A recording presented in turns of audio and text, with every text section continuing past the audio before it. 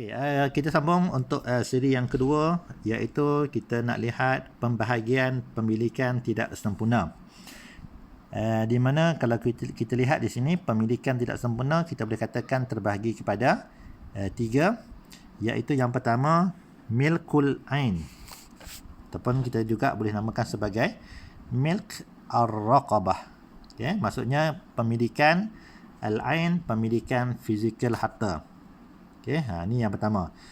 Yang ni kalau kita lihat contohnya macam tadilah yang saya bagi contoh tadi, macam kita sewa rumah lah. Kita sewa rumah tu asalnya rumah tu katakanlah memang kita sebagai pemilikan sempurna. Maksudnya pada asalnya kita memiliki rumah tersebut dan juga kita memiliki manfaat. Okey. Tapi bila kita sewakan, kita buat kontrak sewaan kepada B, maka di situ kita dianggap sebagai milk al-ain, iaitu kita hanya sebagai pemilik kepada rumah tersebut, sedangkan manfaat kita tak miliki. Okey, itu kalau kita lihat pembahagian yang pertama.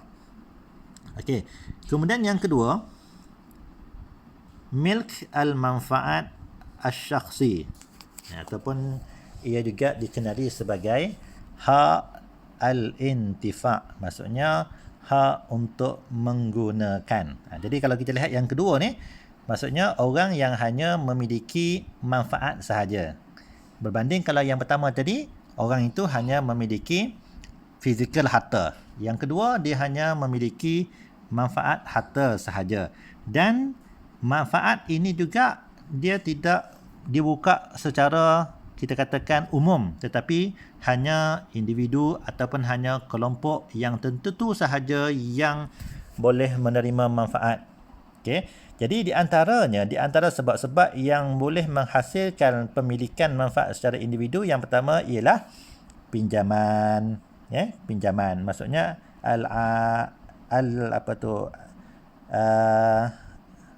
al-ariyah.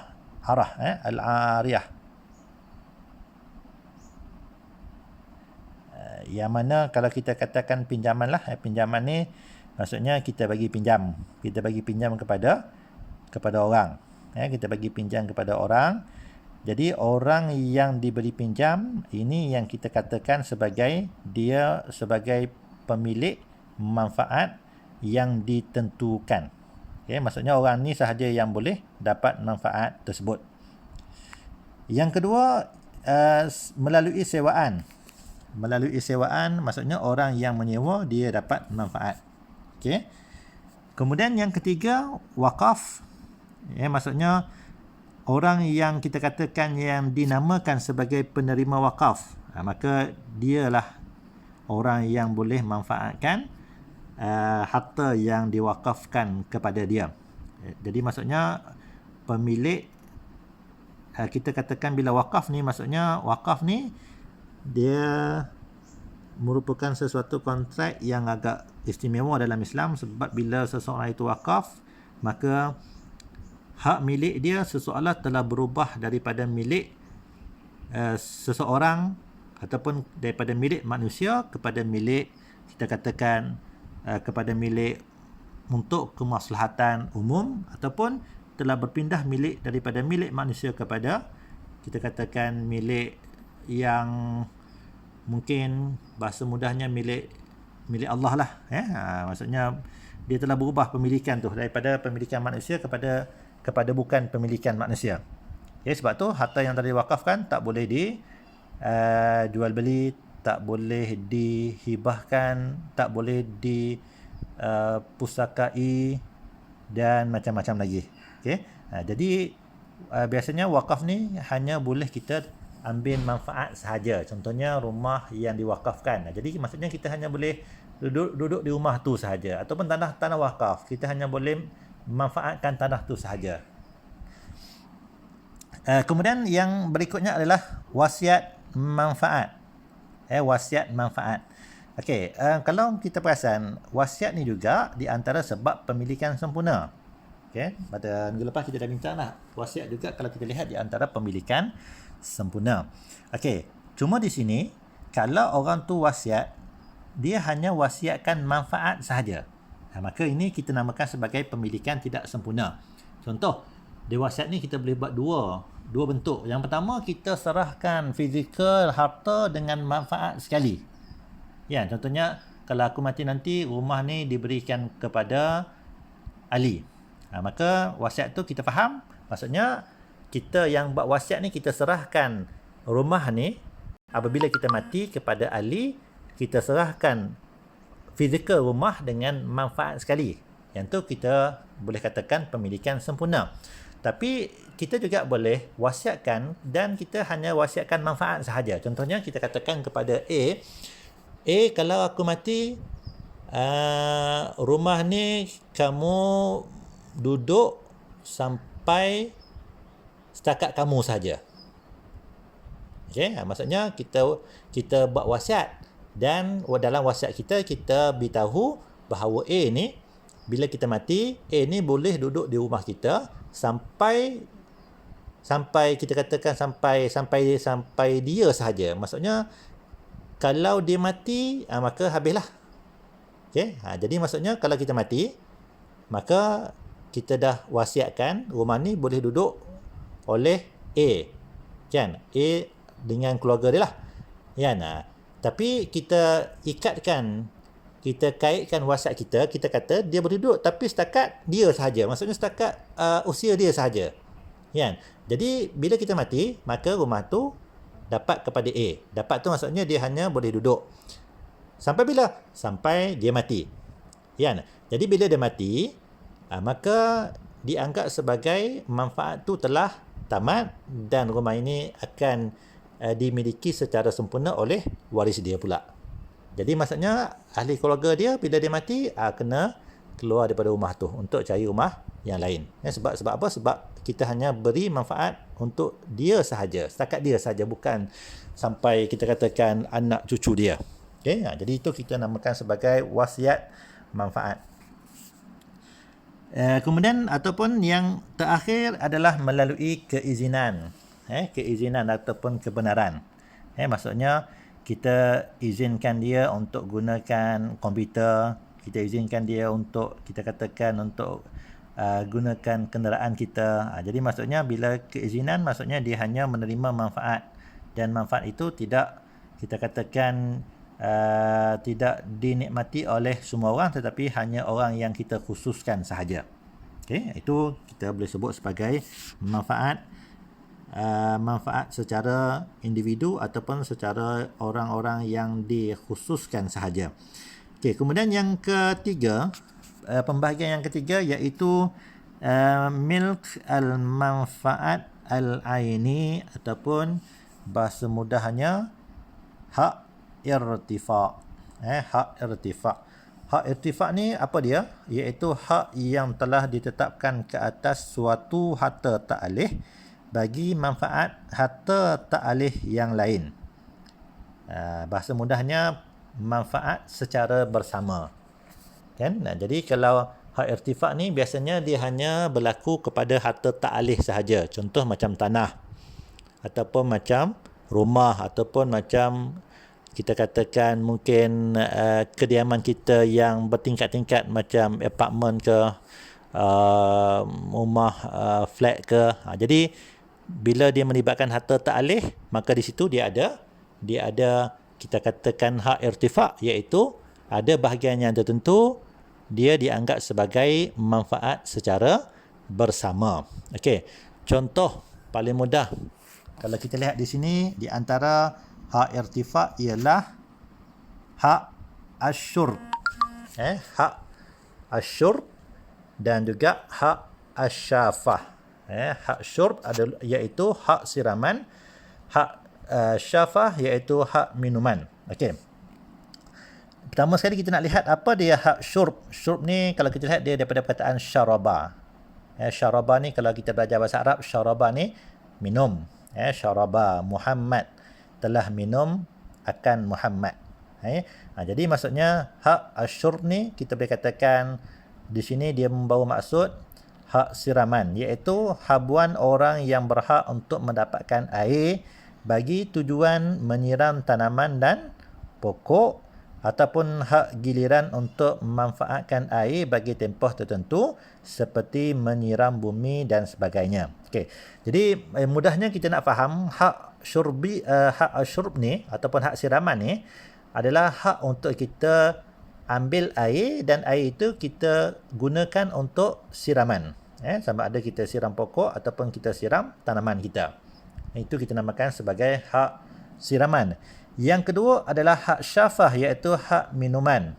Sebab tu kalau kita lihat hak syafah ni adalah hak untuk mendapatkan air minuman bagi kehidupan manusia dan juga haiwan. Dan ia juga merujuk kepada hak untuk memanfaatkan air bagi membolehkan manusia untuk minum ataupun untuk kegunaan rumah seperti masak, basuh pakaian, menghilangkan dahaga dan sebagainya. Jadi maksudnya yang kedua ni, hak syafah ni maksudnya apa sahaja yang kita gunakan selain daripada tujuan siraman tadi. Maka itu semua termasuk dalam hak syafah. Sama ada kita guna untuk kita masak, sama ada kita guna untuk kita minum, sama ada kita guna untuk kita basuh kereta, kita basuh pakaian dan sebagainya. Jadi maksudnya air yang kita gunakan dia terbagi kepada dua, iaitu yang pertama adalah hak syurbi ataupun hak siraman. Yang kedua adalah hak syafah, iaitu hak untuk kita gunakan selain daripada siraman tadi. Okey. Jadi kita lihat di sini bahawa air di bawah hak ini dia terbahagi kepada 4 kategori. Okay? Jadi air ni kalau kita lihat yang dibincangkan oleh para ulama dia bagikan air ini kepada 4 kategori. Iaitu yang pertama adalah air sungai awam. Maksudnya air sungai kita katakan amlah, umum. Yang mana air ini dia tidak dimiliki oleh sesiapa pun. Contohnya kalau dalam kitab-kitab fiqh dia sebut apa? Sungai Nil, sungai Furat dan sebagainya, sungai-sungai besar macam kita kalau kita lihat di negara kita mungkin sungai Pahang, sungai Perak, yang mana sungai itu dia tidak dimiliki oleh seseorang. Maka ini kita katakan sebagai air sungai awam. Yang mana air yang termasuk dalam kategori yang pertama ini dianggap sebagai kita katakan manfaat secara bersama. So air ini kita boleh gunakan sama ada untuk hak siraman ataupun untuk hak minuman. Kita boleh guna untuk kita siram pokok, kita boleh guna untuk kita nak minum, untuk masak, basuh pakaian, basuh kereta dan sebagainya. Okey, ini yang pertama. Sebab apa? Sebab di sini kita lihat Nabi pernah sebut manusia itu dia berkongsi dalam 3 perkara, iaitu air, rumput dan juga api. Okey, kemudian yang kedua adalah air sungai khas, iaitu air sungai yang dimiliki oleh seseorang dan ia merujuk kepada air sungai yang melalui tanah seseorang ataupun pengairan yang dibuat oleh seseorang. Jadi apa dia punya hukum dia? Setiap orang berhak menggunakan air ini untuk keperluan diri seperti minum dan juga untuk keperluan haiwan ternakan. Okey. Namun begitu, sekiranya seseorang hendak menggunakan air untuk tujuan kita katakan menyiram, maka dia perlu minta keizinan daripada pemilik. Jadi yang kedua ni, air sungai, asalnya kita katakan dia mungkin air sungai am tadi. Tapi katakanlah dia melalui tanah kita. Maksudnya kita mungkin kita bina lencongan air tu daripada sungai besar tu, kita korek dan kita buat macam lencongan aliran sungai itu masuk ke kawasan tanah kita. Okey, jadi maksudnya mungkin kita katakan air sungai kecil lah, kita mungkin buat aliran dia masuk ke tanah kita, ataupun mungkin kita beli tanah di kawasan tersebut dan air itu dan kebetulan ada air yang mengalir di situ. Kan? Jadi apa hukum air ni? Maka kita lihat air ini kita kena pasti. Kalau untuk kita katakan untuk syafah, maksudnya untuk kita guna, untuk kita minum, maka kita boleh ambil. Kita boleh ambil. Tapi kalau kita nak guna untuk siraman, kita kena minta keizinan daripada pemilik tanah. Okey, ini yang kedua. Yang ketiga, air, mata air ataupun air perigi dan sebagainya. Jadi yang ketiga ni maksudnya air yang kita perolehi daripada tanah kita. Okay? Contohnya kita ada tanah dan kita korek tanah, kita buat perigi. Jadi maksudnya air dalam kategori yang ketiga ni maksudnya dia bukan merupakan aliran air yang secara semula jadi. Tetapi kita katakan yang ketiga ni kita kena usaha untuk kita dapatkan air. Macam kita terpaksa gali tanah kita dan daripada situ akan keluar air, mata air. Kan? Jadi kalau kita lihat di sini, adakah air itu dianggap sebagai manfaat secara bersama? Maka di sini kalau kita lihat para ulama berbeza pandangan. Okey. Pandangan yang pertama, dia kata air dalam kategori ini dianggap sebagai milik orang yang mengusahakan. Dan orang ramai tidak ada hak untuk mendapatkan air ini kecuali dengan mendapatkan keizinan daripada pemiliknya. Jadi maksudnya air dalam kategori yang ketiga, para ulama berbeza pandangan. Pandangan yang pertama, air ini tidak dianggap sebagai hak irtifak ataupun manfaat secara bersama. Ia merupakan hak tuan tanah. Okey. Kemudian pandangan yang kedua, air dalam kategori yang ketiga ni dia dianggap sebagai milik bersama. Okey, dia dianggap sebagai maksudnya apa? Milik bersama. Cuma air tersebut dianggap milik kepada orang yang mengusahakannya. Dan air tersebut masih kekal atas hukumnya yang asal, iaitu milik bersama bagi semua orang. Dan orang ramai boleh memanfaatkan air ini, namun penggunaannya agak terbatas kerana mereka hanya boleh gunakan air untuk hak syafah sahaja, tetapi dia tak boleh guna air untuk syurb. Dia sama macam yang kita katakan dalam kategori yang kedua tadi kan. Maksudnya kalau pandangan yang kedua, air ini tetap dianggap sebagai milik bersama, cuma agak terhad. Kerana apa? Kerana kita boleh gunakan air ini untuk tujuan kita katakan syafah saja, iaitu untuk kita minum, untuk kegunaan kita ataupun binatang ternakan kita. Tetapi kalau kita nak guna untuk siram tanaman, maka ia tak dibolehkan, sama seperti mana air dalam kategori yang kedua, iaitu sungai khas tadi. Okey, kemudian yang keempat. Okey, yang keempat iaitu air yang disimpan dalam bekas khas. Maksudnya air yang disimpan dalam bekas-bekas tertentu. Macam kita lihat kalau macam rumah-rumah kampung dulu, sebelum nak masuk ke rumah tu, tangga tu dia ada macam apa tu kita panggil macam pasu kan. Dalam tu kita isi air kan. Jadi air tu, ingat, air tu bukan manfaat secara bersama, tetapi air itu adalah merupakan milik tuan yang empunya. Okey. Jadi kita tak boleh guna, melainkan kalau kita nak guna juga kena minta kebenaran. Jadi maksudnya yang keempat ni dia bukan, kita katakan dia bukan dianggap sebagai hak irtifak. Ya, macam air dalam botol mineral, air dekat rumah orang, air yang kita katakan mungkin orang tu ada kolam renang. Jadi air itu bukan dianggap sebagai manfaat secara bersama. Okey. Okey, itu yang pertama.